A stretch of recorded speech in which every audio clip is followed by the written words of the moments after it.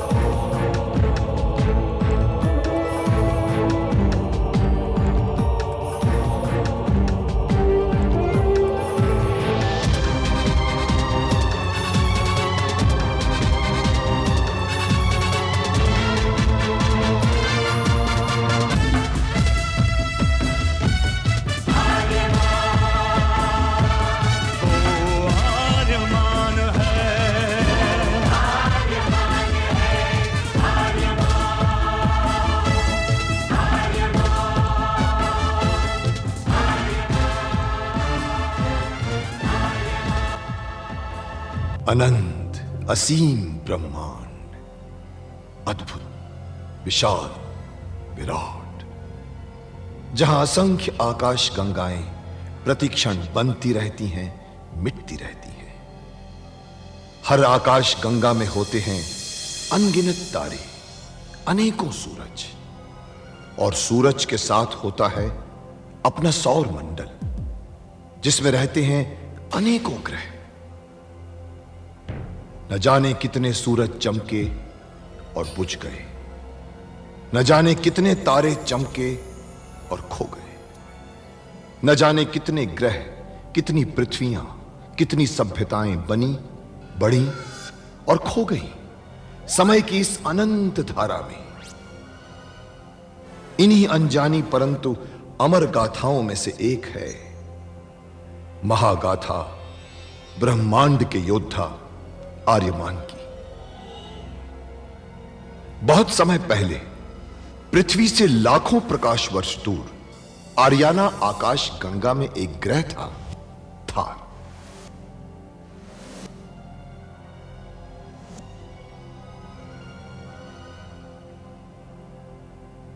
थार एक रेगिस्तान था, पानी की बूंद नहीं थी, फिर भी पूरे ब्रह्मांड के लिए मूल्यवान था थार, क्योंकि थार में थी ऐसी खाने जहां से दुर्लभ जीवनदायी पदार्थ निकलता था, जिसे थारस कहते थे। यह किसी भी ग्रह की जहरीली से जहरीली हवा को भी रासायनिक प्रक्रिया से प्राणवायु बना देता था, जीने के लायक बना देता था। कहावत थी, थारस जिसके वश में, पूरी आकाश गंगा उसके वश में। आर्याना आकाश गंगा की संरक्षक संस्था ओमियान के नियमों के अनुसार थारस को कोई भी व्यक्ति अपने वश में नहीं कर सकता था। यहां तक कि थार ग्रह का राजा जारांत भी नहीं। राजा होते हुए भी जारांत अपना राज्य गणतंत्र प्रणाली से चलाता था। खानों से निकलने वाले थारस का 25% भाग ही थार ग्रह के हिस्से में आता था। बाकी का हिस्सा ओसेक अंतरिक्ष संगठन में चला जाता था। ओसेक आरियाना आकाश गंगा के व्यापारियों का संगठन था और जिसका संचालन अंतरिक्ष में बनाए गए एक कृत्रिम ग्रह ओसेक से होता था। मगर ओसेक संगठन में कई व्यापारी ऐसे भी थे जो अति महत्वाकांक्षी थे, जो पूरे ब्रह्मांड में अपना आधिपत्य स्थापित करना चाहते थे। परंतु जब तक ओमियान था तब तक कोई कुछ नहीं कर सकता था। ओमियान अंतरिक्ष के लोगों की संरक्षक संस्था थी, जो अंतरिक्ष के निवासियों के हितों का पूरा ध्यान रखती थी और अपनी शांति सेना के द्वारा संपूर्ण ब्रह्मांड में शांति और व्यवस्था बनाए रखती थी। इसी ओमियान संस्था का अध्यक्ष था महान होशिंग। होशिंग जिस ग्रह पर रहता था उस ग्रह का नाम था गुरुक्षेत्र, जहां आज छिड़ी हुई है एक महाजंग।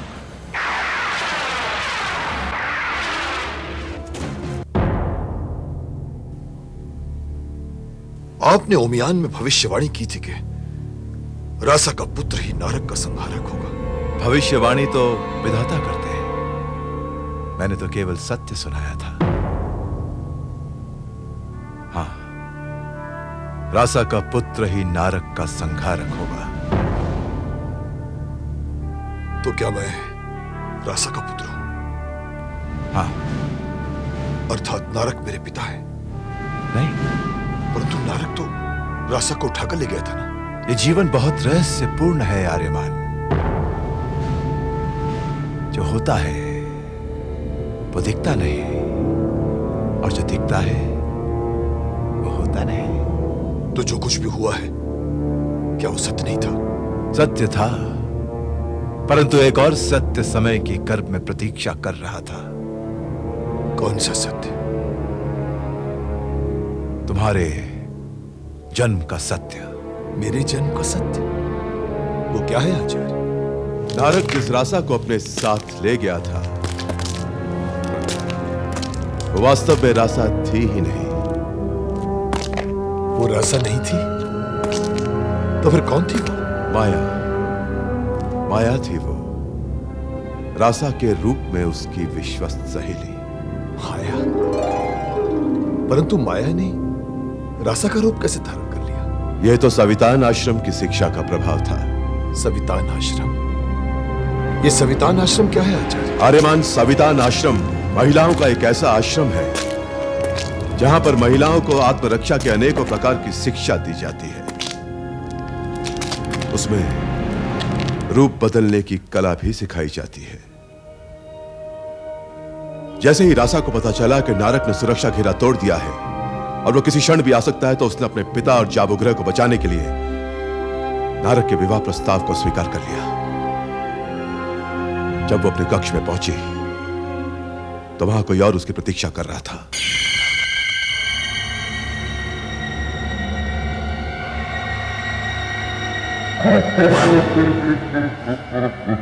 माया, तुम फौरन अपने असली रूप में आ जाओ। ये मजाक का समय नहीं है।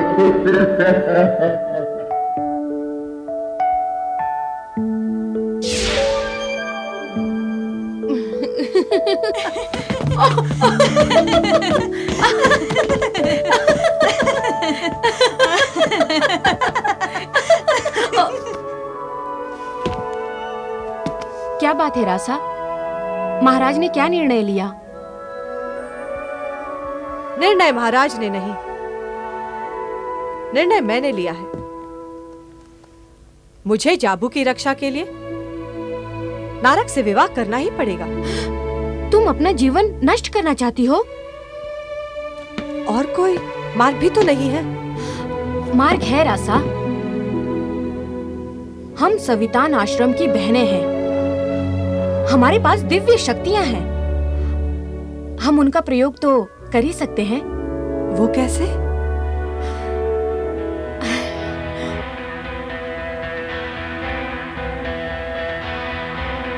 और फिर एक रासा सामने आई। गुरूर में अंधा नारक नकली रासा को असली रासा समझकर अपने साथ ले गया। उसके जाने के पश्चात एक एक करके नकली रासाएं अपने असली रूप में आने लगी और फिर असली रासा ने अपने पिता को माया का रहस्य बताया। तुम? पिताजी, मैं ही असली रासा हूँ। क्या? तो फिर वो कौन थी? वो माया है पिताजी। मेरी जगह पर रासा बनकर माया गई है। क्या? माया? माया, तेरा ये बलिदान मैं जीवन भर नहीं भूलूंगी। मेरे लाज की रक्षा करके तूने संविधान की महान संस्था को गौरवान्वित किया है। हम संविधान की बहनें तेरा ये उपकार कभी नहीं भूलेंगी। माया की असली परीक्षा तो अब रात को होगी, जब वो अपने असली रूप को छुपा नहीं पाएगी। यही तो हम संविधान की बहनों की दुर्बलता है। हमारे रूप बदलने की क्षमता केवल दिन में ही अपना कार्य करती है। सूर्य के अस्त होते ही संविधान की गुप्त शक्ति क्षीण हो जाती है।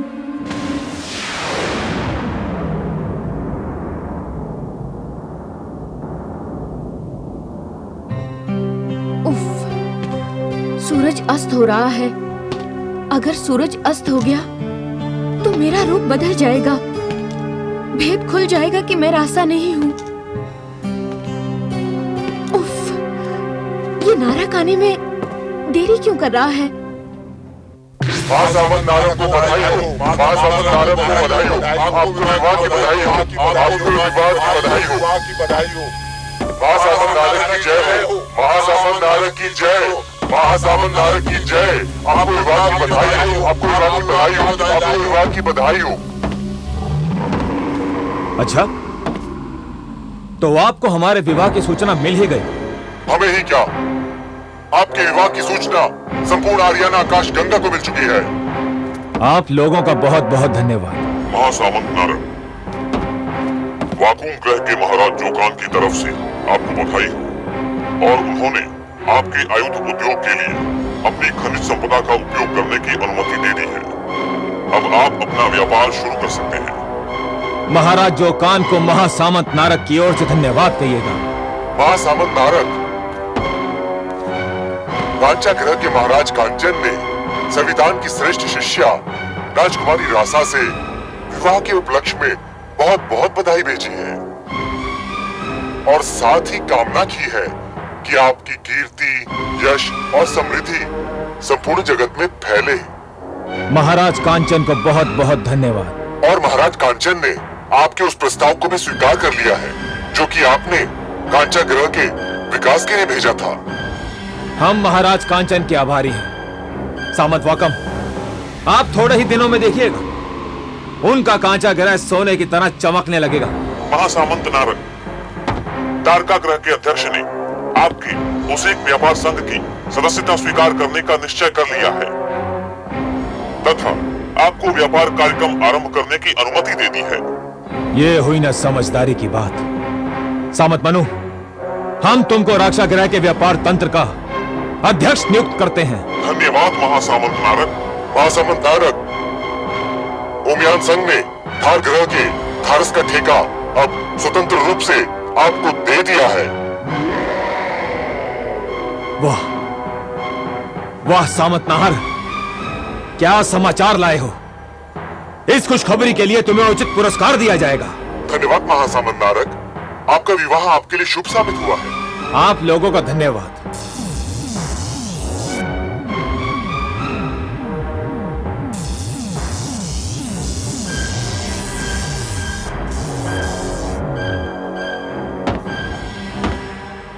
आओ जाबक।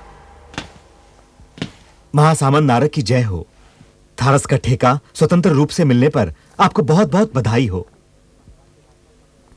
उस एक संग में महारानी रासा के चरण पड़ते ही शुभ समाचारों की बरसात शुरू हो गई। अभी तो ये शुरुआत है जाबक, हमने झूठ थोड़ी कहा था। कि रासा अद्भुत गुणों की स्वामिनी है और उससे प्राप्त की गई संतान पूरे ब्रह्मांड में तेजस्वी होगी। जी, आज आपकी सुहागरात है। महारानी रासा आपकी प्रतीक्षा कर रही हैं। हम महारानी रासा की प्रतीक्षा का शीघ्र ही अंत करेंगे। दिन अंत होने पर है, कहीं ऐसा ना हो कि नारक के आने से पहले ही सूरज अस्त हो जाए। जाबो की राजकुमारी का नारक के शयन कक्ष में स्वागत है। मेरा रूप बदल गया।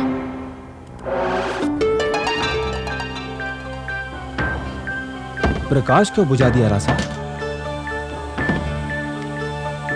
नारक से डर गई क्या? रासा, नारक से सारा ब्रह्मांड डरता है, पर तुम्हें नारक से डरने की कोई आवश्यकता नहीं है, क्योंकि तुम नारक की पत्नी हो रासा। हम सवितान की बहनों की एक परंपरा है कि सुहागरात पूर्ण अंधकार में होनी चाहिए।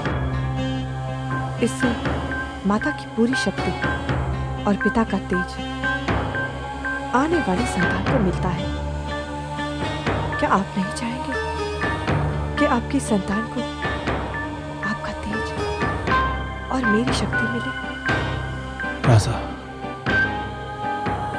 हम तुम्हारी बात से सहमत हैं।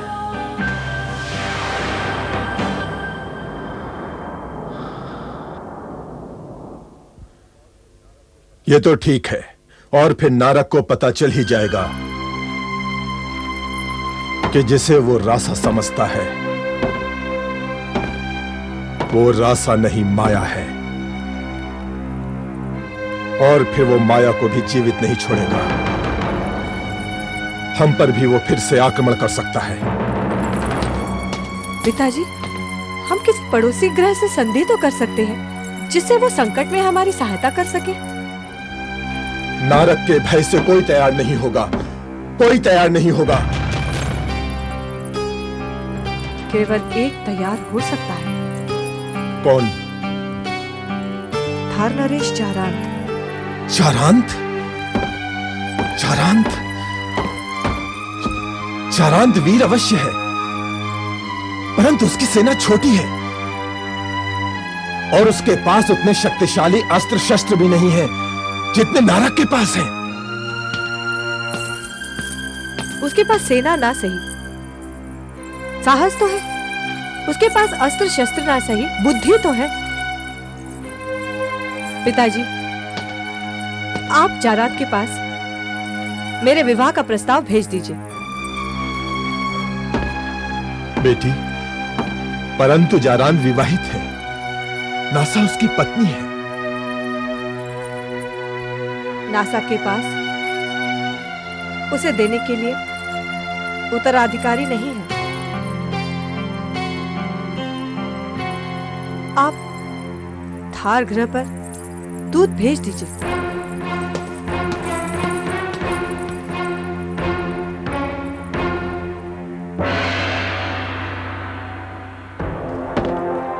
इसी गंभीर समस्या पर विचार करने के लिए मैंने आप सबको यहां बुलाया है।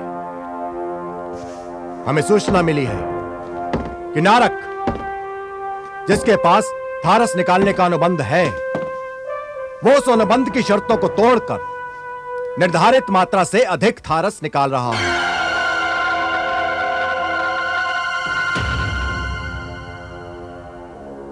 और यदि इसी गति से यह सिलसिला चलता रहा तो अगले कुछ ही 100 वर्षों में थारस का भंडार समाप्त हो जाएगा।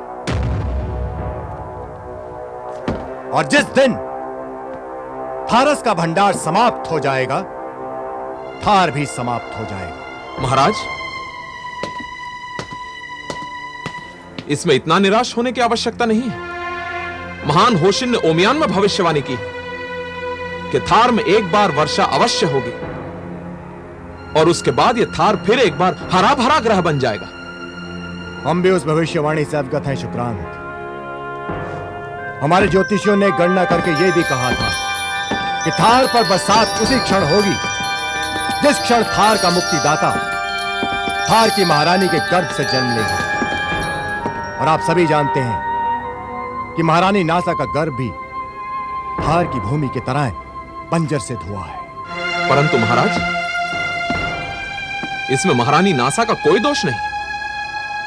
महारानी नासा का दोष नहीं है, यह तो मेरा दुर्भाग्य है शुक्रांत।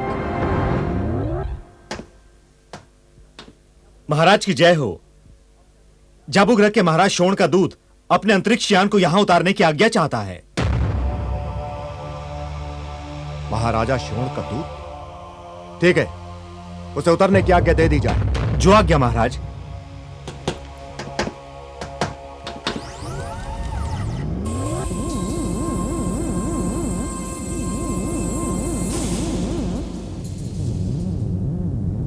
अब तक तो दूध पहुंच गया होगा ना पिताजी? हाँ बेटी, परंतु ना जाने जारांत की क्या प्रतिक्रिया होगी। मुझे पूरा विश्वास है पिताजी, महाराज जारांत अवश्य हमारी सहायता करेंगे। अच्छा, तुम्हारे विश्वास का कारण क्या है बेटी? हमारी और महाराज जारांत की एक बार भेंट हो चुकी है और मैं उन्हें अच्छी तरह समझती हूँ। अच्छा, कब भेंट हुई थी तुम्हारी? वर्षों पहले, जब मैं सवितान में थी। उस समय महाराज जारांत थार के युवराज थे।